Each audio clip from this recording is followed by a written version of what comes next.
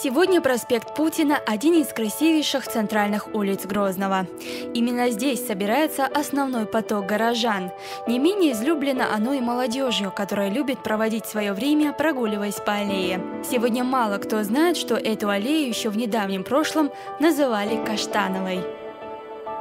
В основном тут много чего примечательного. Например, есть места для досуга, например, парки, кафетерии. Можно для себя пользой тут провести время. В основном тут сосредоточена большая часть молодежи нашей столицы.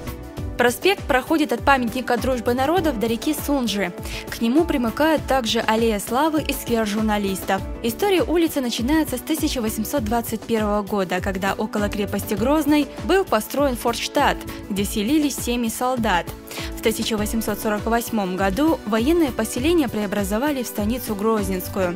В это время улица получает свое первое официальное название – Граничная улица. Название было связано с тем, что по улице проходила граница между станицей Грозненской, крепостью Грозной и Грозненским фортштадтом, а позже городом Грозным 11 августа 1918 года. В первый день стодневных боев за Грозный, после включения в 1920 году станицы Грозненской в состав города Грозного, улица получает новое название – улица имени 11 августа, в честь стодневных боев и победы в них пролетариев. Зачастую в официальных военных документах улица именовалась Августовской.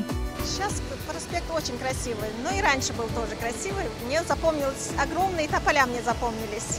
На всю длину проспекта были очень красивые, тополиная роща была, прям длинная, деревья были. А сейчас, мне кажется, деревья вырастут, будет опять тень, будет красиво.